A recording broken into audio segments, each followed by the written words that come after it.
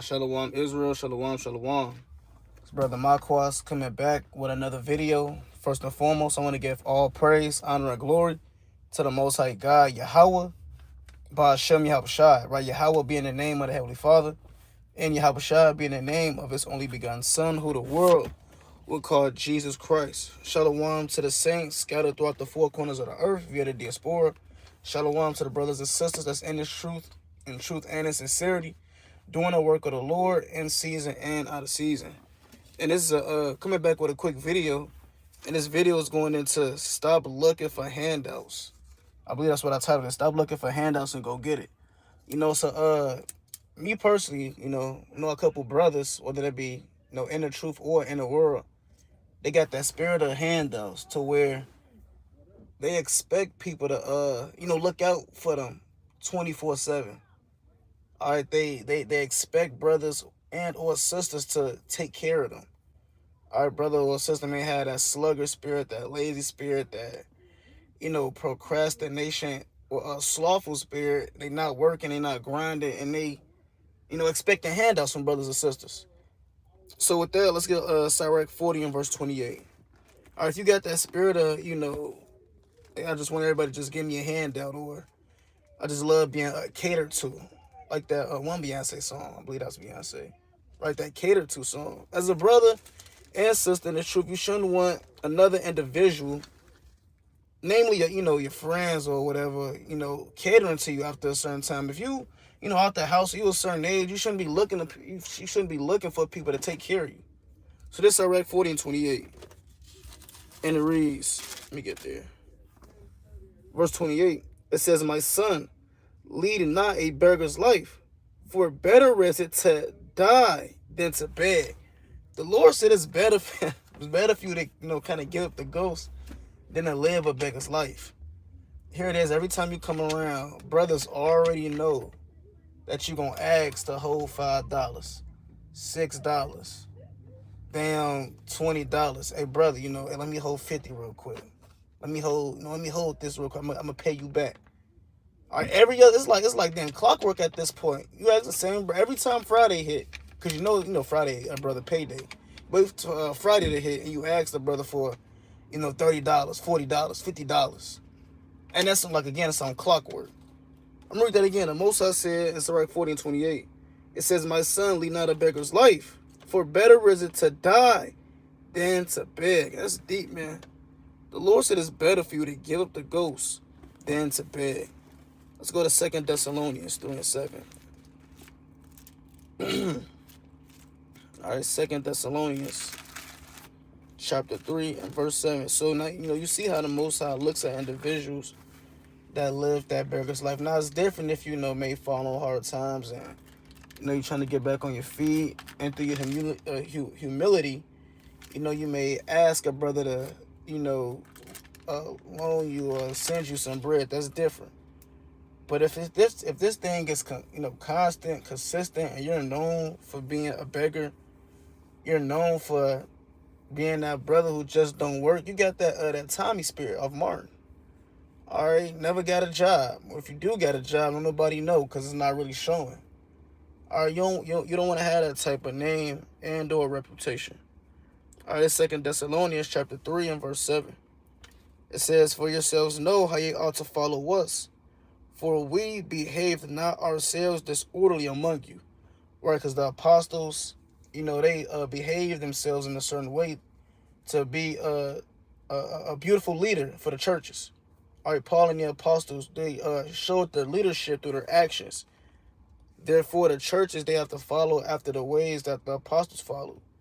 It says, verse 8, "Neither did we eat any man's bread for naught, but wrought with labor and travail night day, that we might not be chargeable to any of you."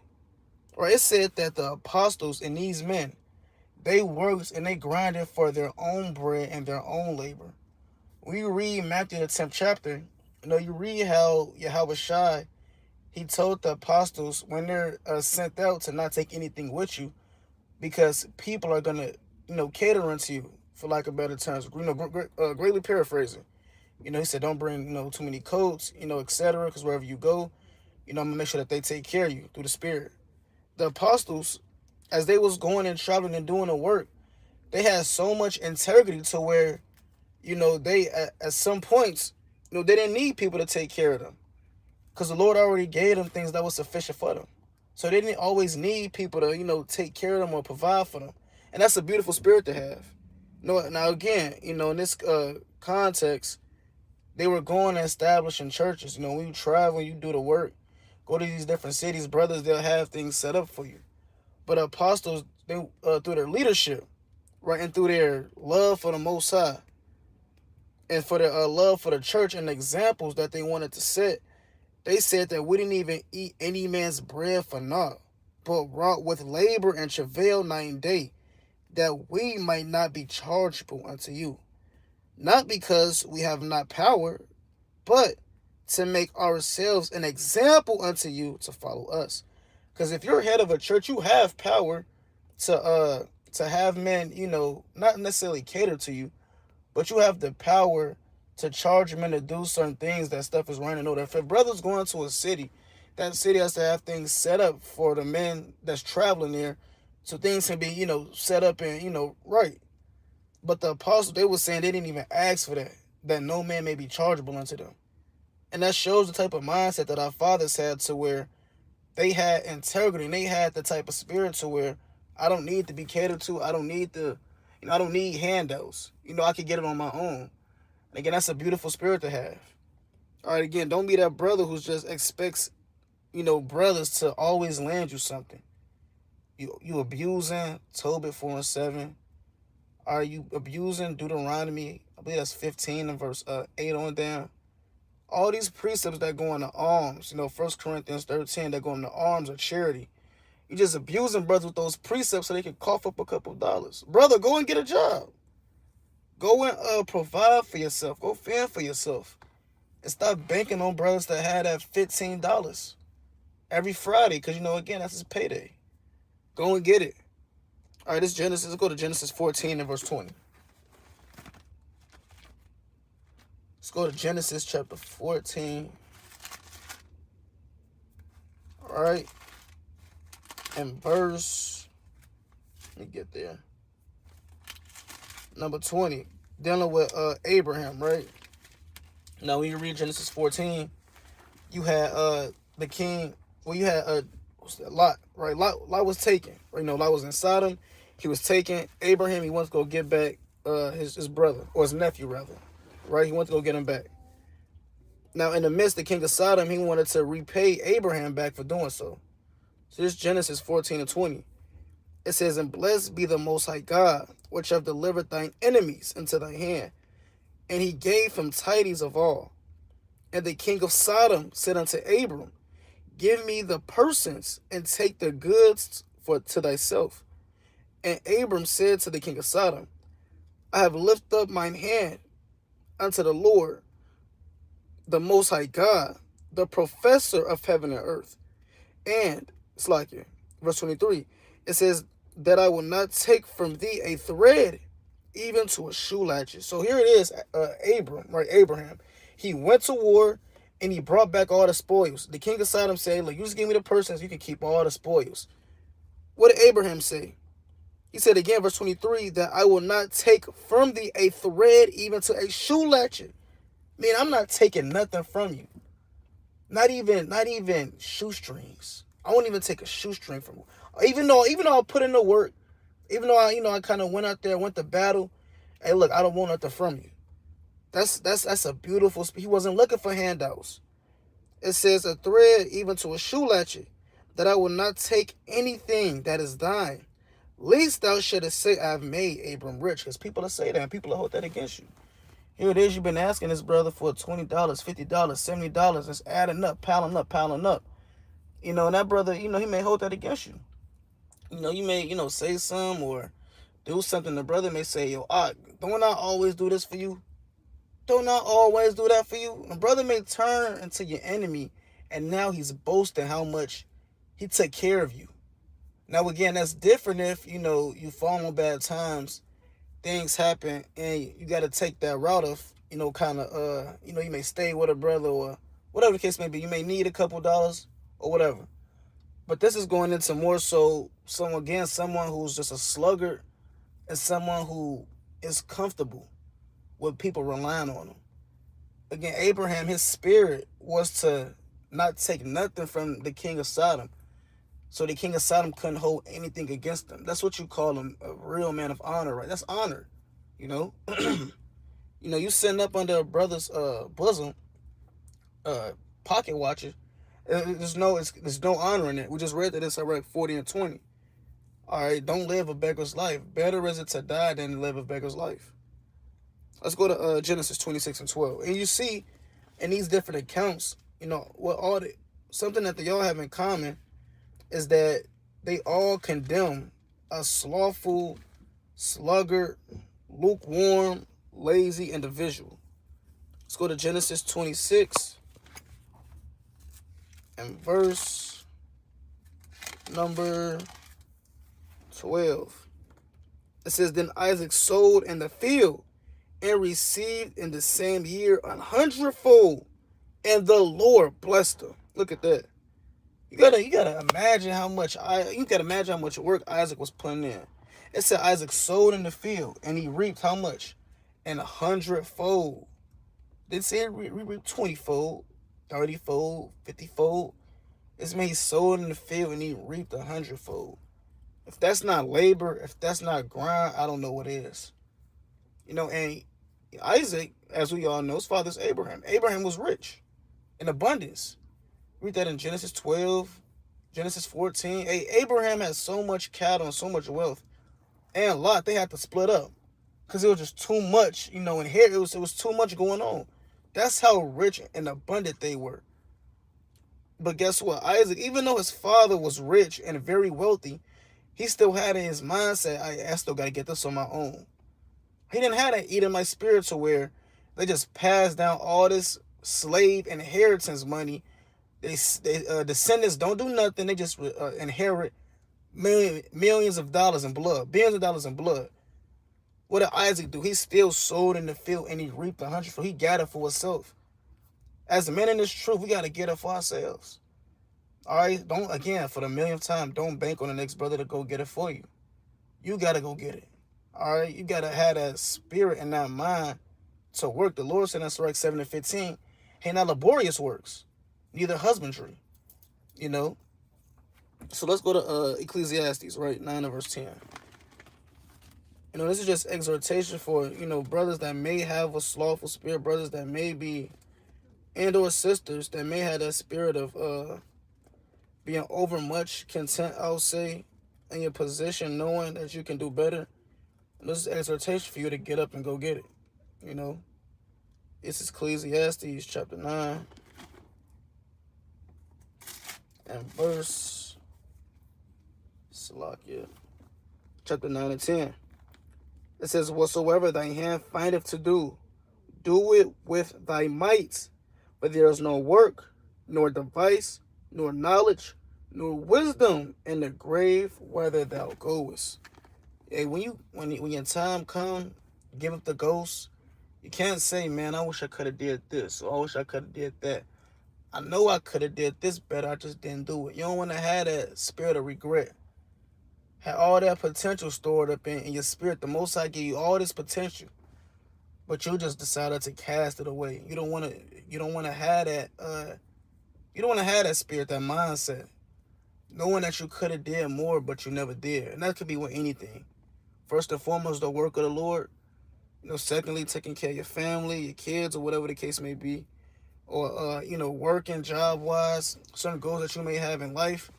You want to have it to where you can say, hey, look, man, I can actually say that I tried and I accomplished and I did this and I put my hand to this and I did it with my might. Certain things you just got to jump out and do it. You got to put your whole hand to it. Let's go to Sirach chapter 51 and verse 30. Salaki. It's going to be a real quick video. Got to get back on the plantation. Got a few more precepts I got to kind of run through real quick. But this Sirach 51 and verse number 30. And it reads, Work your works betimes, and in his time he will give you your reward. So the Most High said you gotta work your work by times. And in the Lord's time, he'll bless you. In his time, he'll give you that reward. And one thing about, working, one thing about grinding or, setting goals, they may not always hit on your time. Just because they don't come in your time, the increase or, whatever you looking or striving for, just because it doesn't come in your time doesn't mean that you give up. That's why the Lord said in his time, he will give you your reward. All right, let's go to Sirach 22:1.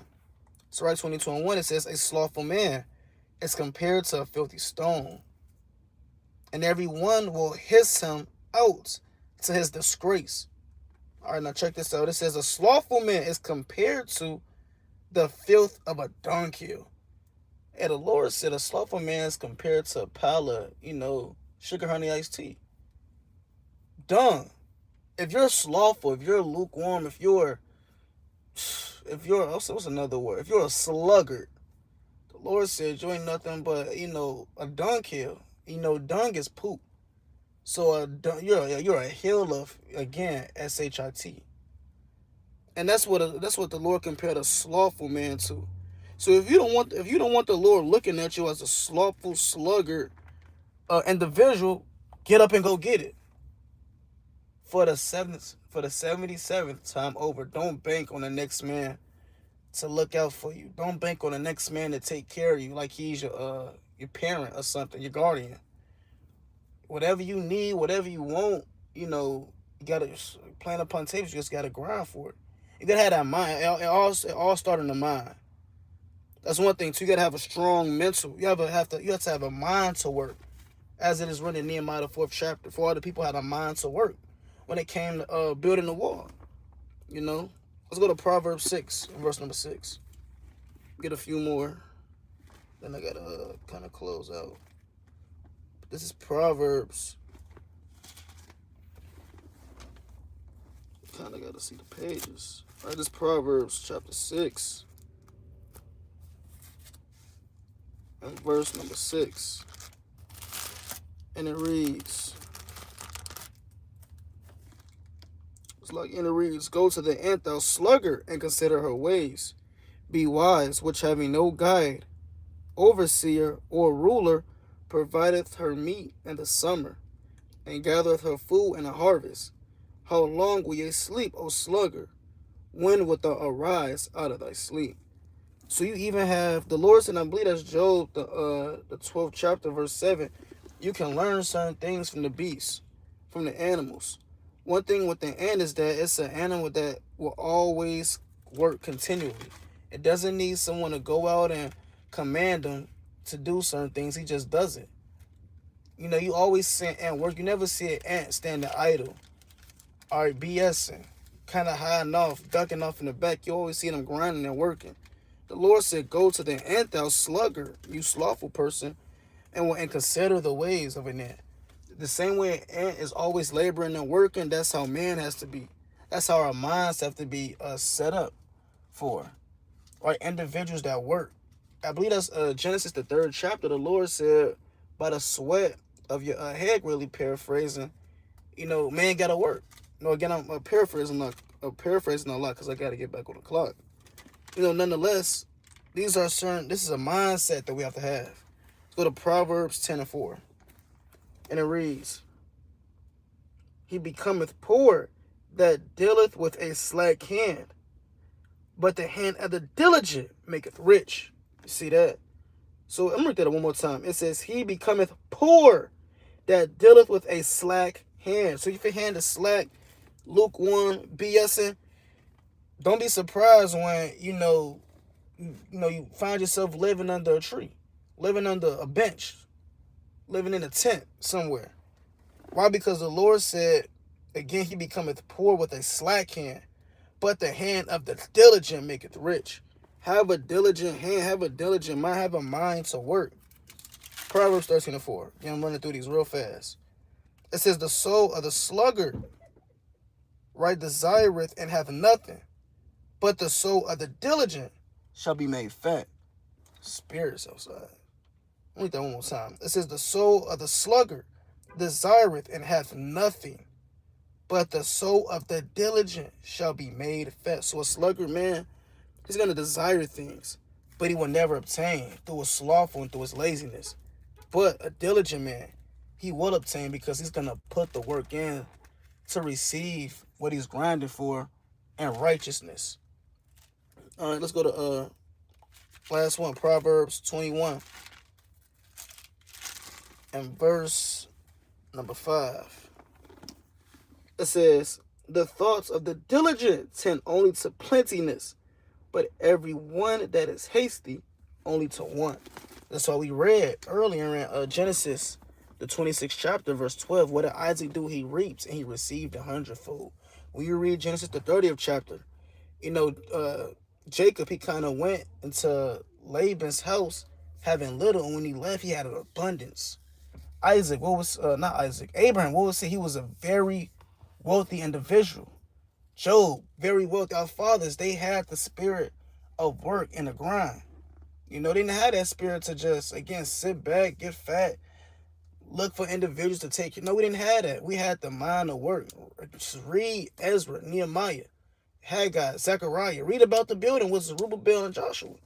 Just read the Bible. Read about Yahweh Shai and the unimaginable works that he put in and day out, and apply that to your life. But with that, I'm going to give all honor and glory to the Most High God, Yahweh, Ba'ashem Yahushai. An extremely short video. Got to get back on the plantation. Nonetheless, little one that was edifying.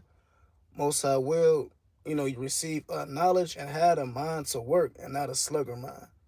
But with that,